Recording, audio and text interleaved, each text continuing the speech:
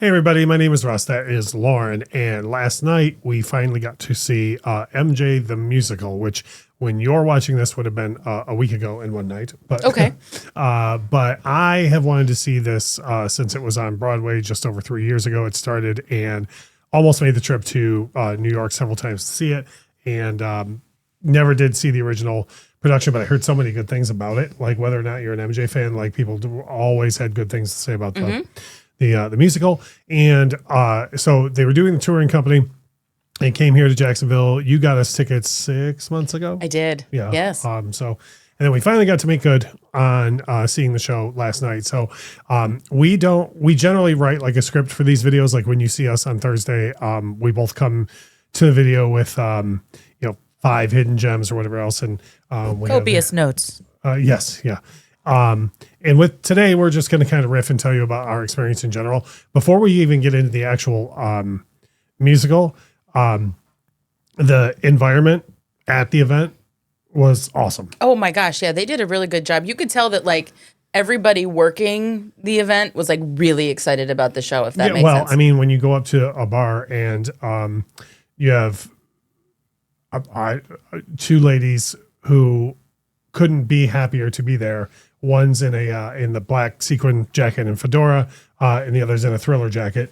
And here, I know we have air conditioning and all, but like here in Florida, that's a tall order to go wear. Yeah, that was a commitment. Stuff like that. Yeah. But then we turned around twice and like, I don't know, I want to say a third of the audience that we saw had some sort of MJ on, like pants pulled up and white socks and shoes. There were so many cool variants I saw too. Like I saw women walking around in like black sequin dress with like a fedora, like that you wouldn't usually wear. You know what I mean? My favorite thing with that was there was this woman, she was wearing like a red sequined top, and I just thought she looked so beautiful in it that I went over and I told her, because that's what I do. And she literally looked at me and she goes, "Well, I had to wear my best for Michael." Right. And I'm like, "Yeah, you did it. It's sparkly and Yeah, you're doing it." It was so the vibe in the room was just so awesome. Yeah. Like everybody was there. This is the first time it's ever run in Jacksonville, so it's not like anybody in there had seen it before. Or actually, I lied. The woman I sat next to actually saw it on Broadway. But everybody in there was just so excited and so happy to see the show, which I thought was awesome. As far as the actual show goes, we're not going to break down the whole show or anything. Like I said, this is when neither of us have any notes. I don't know that. I don't know how to say that. Like, I don't know if we're going to have spoilers per se, but I do want to talk about like a lot of things that happened in the show. So Sure. I guess if you haven't seen the show yet, and I don't know what could be considered a spoiler, so I guess I'm just saying ahead of time, like, apologize. There's one scene in particular I really want to talk about that. Oh, yeah, go ahead. I guess could be a spoiler, but if you're watching this video, you probably know at least a little bit about the musical. It is set on during the rehearsals for the Dangerous tour, and they take you back. She's all the way back to Motown, stop off at the Apollo Theater, Ed Sullivan, and everywhere in between. So first of all, I thought the sets were really cool. Like every still picture I've ever seen of the show. I guess this is kind of the way with a lot of Broadway productions is you're kind of like, oh, that looks minimal.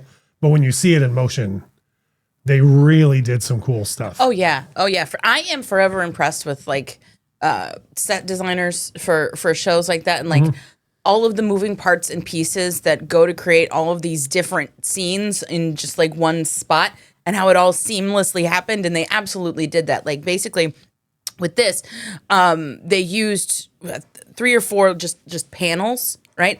And the panels had like either lights or images or projections on them that kind of changed the background. And the panels just kind of moved and they were spinning them around, and it was just part of the flow of things that like it never felt, everything felt very smooth and seamless, you know, as you're going from idea to idea and song to song. Yeah. No, really. I don't even know how to say, there was only a couple of notes that I had of the show that I was like, that's interesting. But overall, I thought the whole thing was done like really, really, really well. I guess I'll address a couple of things that I went into it knowing, and I wasn't sure how it would work out. One thing I'll say, I went into it, quote, knowing, because the internet told me a thing that it turns out every source I read was wrong. Okay. One of the complaints about this show, and you're never going to believe this, but people complain on the internet, is that, oh, well, yeah, they said it in the time that they did, so they don't have to address the obvious. There were 3 different addresses. There sure were. During the show. Now, they didn't break down the whole thing and everything, because this is not a court of law. This is not the time nor the place. But what I had heard going into this, and from people who have reviewed this on YouTube, I don't know if they just didn't pay attention to the dialogue, or maybe they had an agenda going into their review. But like all 3 times when it was addressed in the dialogue, it kind of hit me hard, because I was like not expecting it, and I wish someone had told me that was going to happen. Yeah, I know, I get that, and I feel like I should say, I'm not saying it shouldn't have been said. I'm just saying I was told by everywhere that nothing was mentioned.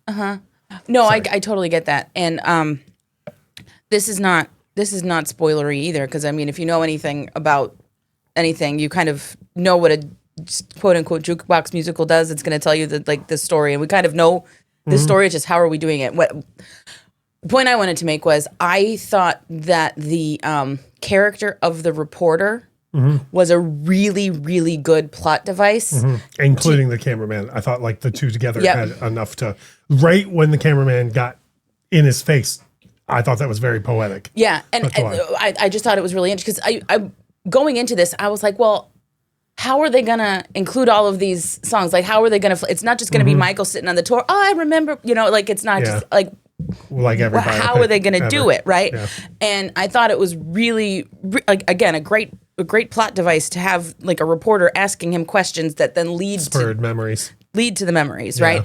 And also, I thought that was a brilliant plot device because of Michael's relationship with the media in the first place, and the fact that the plot device that spurred the action forward in this musical was somebody representing the media. I thought that was really, really like clever and smart.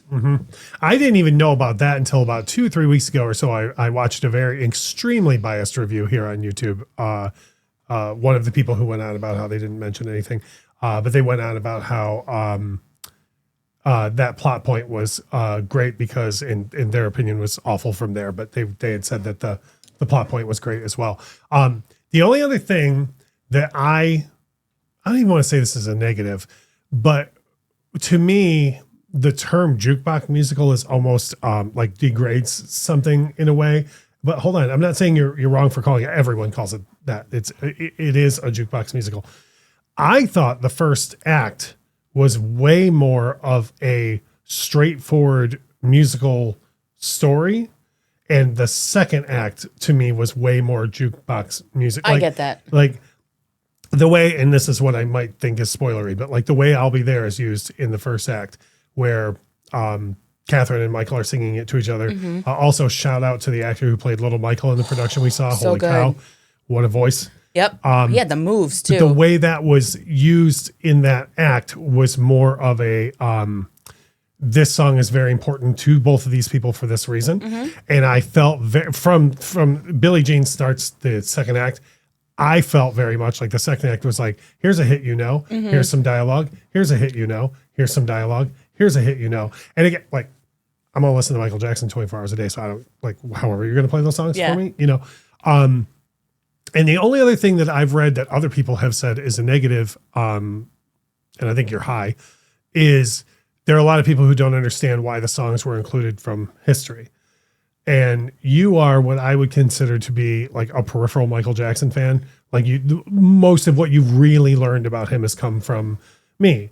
And until you met me, you had probably never heard those songs. Right. But if I were to tell you that Michael Jackson had a huge problem with the media, and I was going to write a story where a reporter caused all these things, would you not ask me to make sure to include, Too Bad and Tabloid Junkie and Money? You know what I mean? Like, and if I said, well, it's set before they came out, you'd be like, yeah, but those songs are important. Yes. I'm right there with you. The only other negative, I would say, and I said this to you as soon as we walked out the door, I didn't get using Thriller twice. You had a better take on the second Thriller than I did. Do you remember when Little Michael was singing Thriller in the second act? My initial thing was, why is Thriller in the second act again? And also, why is Little Michael singing it? But then when you... Well, because he was scared in that moment. Of of his father, you know? And I'd put a different like spin on that like, cause when, you know, we know Thriller, it's close to midnight, something evil's lurking in the dark, like, you know, do it right. But like to hear a little kid who's afraid of his dad sing it's close to midnight, something evil's lurking in the dark. It's like there's no way to not use that song in that moment, but they also had to do Thriller like Thriller. You're right. But I've also had time to reflect because one of the things I said back to you when you said that last night, I said, oh, that's good. I said, yeah, but Rod Temperton wrote those lyrics. It's not. But then literally in this moment that you're saying that, like a 7 to 9 year old wouldn't have written those lyrics, but he would have heard someone else singing about it and been like, I identify with that. So I get it more now than I did last night. And that's the beauty of art. You know, when I walked out, I wasn't like, well, that part was the worst. Right. I just was like, I don't understand that. Yeah. You know? But now I get it more. And I get it more now than I even did. I love it. I love like last night. Like this is the beauty of one of these things. Like you probably know more about the minute details of everything Michael Jackson than anybody that I know. Right. And part of me was actually like, I didn't even tell you this. I was a little worried before we went into this because I was like, is he going to be able to like suspend disbelief and allow himself to get swept up in this? Or is he going to keep like, no, that song is wrong in the wrong place? Yeah. You know? And I like that you let yourself. Well, to me, the songs were more, it was more how appropriate they were to the scene than the time. You know what I mean? Yep. Like, so I was fine with that. The other thing that really surprised me, having had the privilege of seeing Michael Jackson in concert on the Bad Tour, and having seen Hollis Franca at least a couple of times and a couple other cats do some MJ, I was wondering if the show would feel more to me like a guy impersonating Michael Jackson while actors were around him. Okay. And from the it's when he walks into the studio. I don't know why, but it didn't feel that way to me because that was my concern. I thought the whole show I'm going to feel like I'm just watching an impersonator show that happens to have dialogue in it. Right. And it didn't feel, and that's not, I'm not saying he did it. I thought he did a fantastic, even you'd pointed out at one point, because I've said to you before, if you listen to Michael Jackson from a small child, there's a unique way that Michael Jackson always said the letter L. It wasn't bold, it's bowed. Right. And I think at one point in the show, he either said told or bold or something. And you leaned over to me and you were like, toad, you know, but even then it didn't come off to me as a imitation of, I felt that he was embodying the character, which is what you're supposed to do. That's what you're supposed to do. Right. Whereas I feel like an impersonator or a tribute artist, whatever you want to call them, I feel like their job is to make you just go, oh, I see glimpses of Elvis or Michael Jackson in this. Right. This guy to me, and I'm sure Miles Frost was as good or better. I mean, it's an embarrassment of riches how much people say how good he was at it. And I think he still does it in London. But anyways, I really expected to have that feeling of I'm watching an impersonator and also a play is happening. And I didn't get that at all. I didn't get that feeling at all. Right. No, I didn't either. Yeah. I was just let the play happen. It was bad. Yeah. It was beautiful. And you know what? This is going to come off as negative, but it's not. The only thing that I thought was odd was they kept talking about the budgets to Michael and saying, this toaster thing's going to be so expensive, which it was back then. Now that's nothing, but back then it was. But they keep going on about the finishing the show with the jetpack thing, and I thought. That's gonna be cool. They're gonna end with like something special like that, and it does end with the toaster thing, but then like nothing to do with the rocket. Like they have all these screens, they could have at least shown the rocket. I don't even think you've seen. I don't think I've shown you that. I'll show you. It was very fun. He suited up. They did a sleight of hand thing, and someone else flew out of the stadium. No, you have shown me that. And sorry if I ruined that for anybody, but it's actually not Michael Jackson that goes up in the rocket. But I just thought it was weird to mention that several times. And to me, it was like Chekhov's gun or like Chekhov's jetpack. It was like, we're going to keep mentioning this and then you're never going to see it. Waiting for the jetpack. Yeah. You know what I mean? Yeah, it was just a weird, that was weird. And that's, to me, I mean, for a 2.5 hour show, that's so nitpicky.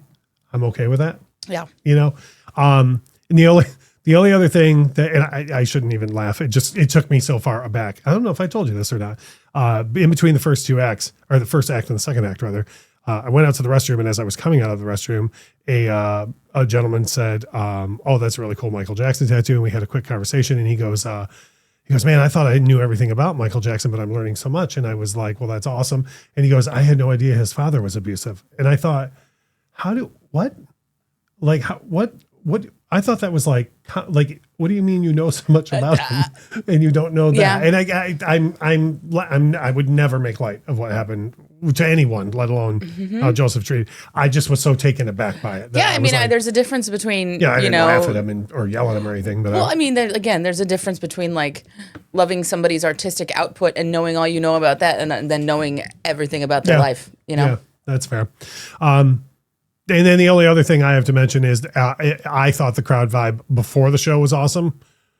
That crowd vibe was perfect and the show is really well paced. Like, for those of you who wanted to keep track of the cry meter, I cried less than I thought I was going to. I hit 3 in total. One was right near the opening. I was just like, I can't believe this. I'm literally getting choked up talking about it. It was just like, I can't believe this is happening. Like, he deserves this. Yeah. And then if you don't cry during the Catherine and Michael scene singing I'll Be There, you're just not human. And then the last one that surprised me is, as a postscript to the show, they go into black or white, like for the cast to all come up for their bows. And the moment that song hit, I mean, the whole theater jumped up on their feet and we're all clapping and singing, the lady next to me started out as strangers at the beginning of the night. And by the break between the 2 acts, we were talking about how much we love This Is It and going on. She was telling me about our daughter wore the DVD out. And I was like, don't talk to me like that. I broke a DVD on accident of This Is It. I had to buy another one. Yeah. And same thing, like she jumped up and put her arm around me. Like, you know what I mean? Like, that was one of those moments where I was like, oh boy, it's very well paced. It's very emotionally powerful. I give it the same rating that I gave Michael Jackson 1 in Las Vegas, which I feel is the highest praise I can give it. I must have said to you, if I said it once during the show, I must have said 10 times, he would have loved this. Even the points in the show that show, like when somebody's got to learn to tell Michael no. And, looking back now, I don't think he would be like, no, I was totally right there. I think he would be like, oh, that was too far, I agree. So my highest recommendation, like if you knew someone who was a casual MJ fan, like, do you think they would like this? Or do you think you really gotta like his music to like it? You could go into this knowing nothing about Michael Jackson and enjoy it. That's how I feel, but I always think that about everything to do with this. I mean it. Like, yeah, because you could absolutely go into this knowing nothing and enjoy it. I thought I was going to come out and people would go, hey, the MJ musical is coming back to Jacksonville. Should I go? I thought my question was going to be, well, how much do you love Michael Jackson?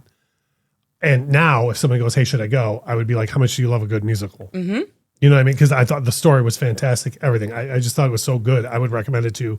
I would actually even recommend if somebody's like, I don't really get him. Or those people that go, oh, he was so weird. Have a look at this. Mm-hmm. And this is like a minute part of his entire story. But are we theater people now? I think so. Oh my! Drop a like if we're theater people now. If you have questions or your own comments, if you've seen the show or whatever, drop them below, because that's more than anything, that's what we like on the channel.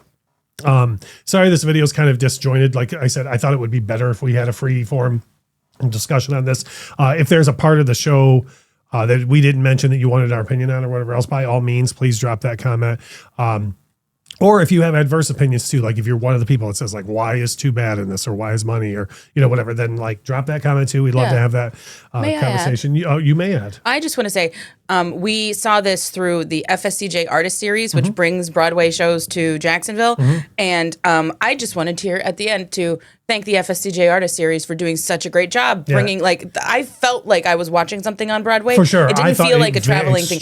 It was so well done. I'm glad you mentioned that, because that was another fear I had. I thought, because the lady that was sitting next to me, the only time she'd seen it before was on Broadway, and she was not like, oh, and it was so much better in New York. Yeah, and so this is what I'm saying. Like, if you have, I have seen touring versions of things that are not good. That's fair. This was not that way. It's awesome. So anyway, our local group here does an amazing job, and we could not be more thankful to be theater people now.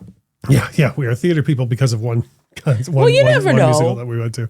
That is Lauren. My name is Russ. Like I said, please drop those comments below. If nothing else, drop a like on this video, share it around to MJ social media. I believe firmly that there needs to be more positivity in the world in general, especially surrounding our main man, Mike. So if you would please share that out to help us out. As we always say, thank you so much for watching.